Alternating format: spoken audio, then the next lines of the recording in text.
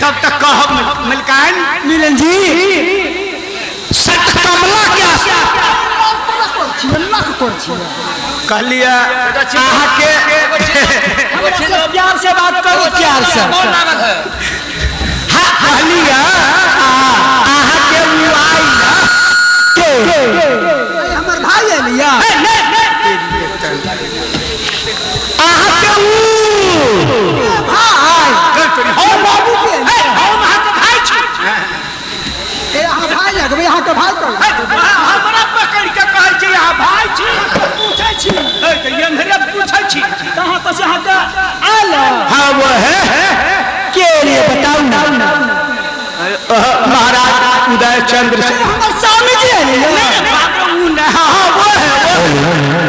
महाराज उदय चंद्र है ना अब तकनी से भाभी भाभी कह जंगल रुकू पहले हम देखा तुझे पर महाराज है घरे की जेबर जी जी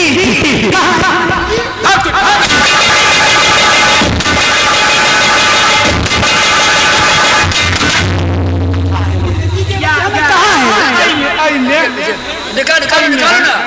निकालो हमरा से मजाक करै छी अस्थिर रहू ना यहाँ कैला यहाँ एते व्याकुल भेल छी तुरंत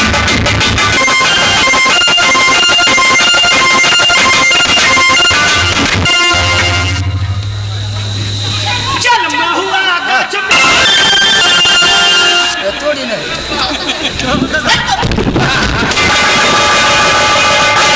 अच्छा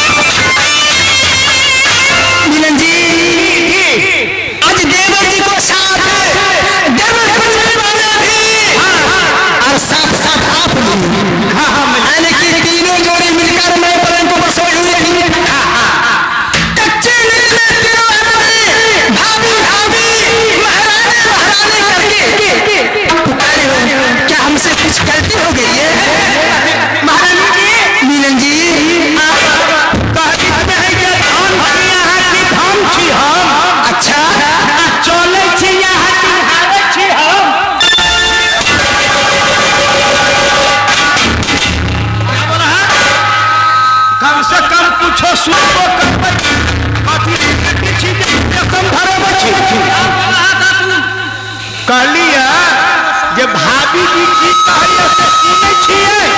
सुने बोलिए हां तो वह हमरा से पूछै छै महारानी जी देवर जी भाभी जी देवर जी भाभी जी जी का तो देखत के देवर अंधन लक्ष्मी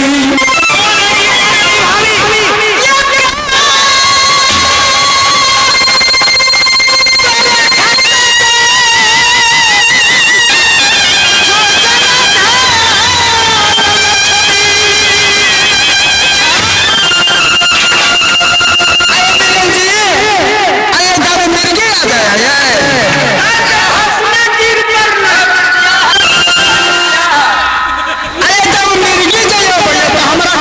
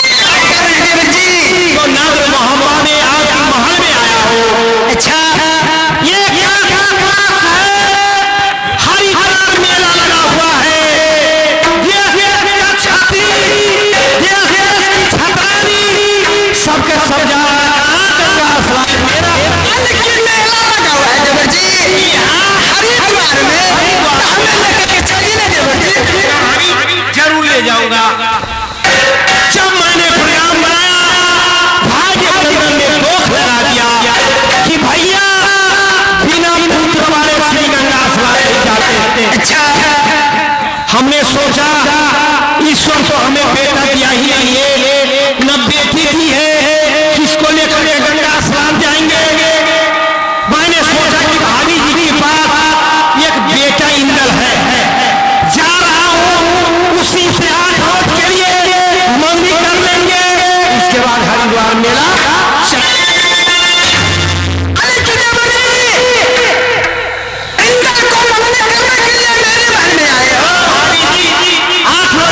मंगनी दे दो, मैं बेटा को गोद में लेकर के हरिद्वार मेला करने के लिए तो इंदल को लेकर हरिद्वार मेला में घूमने के लिए जाइएगा। अरे जो सवार मेला में होगा वो देखिएगा। चुप हो जा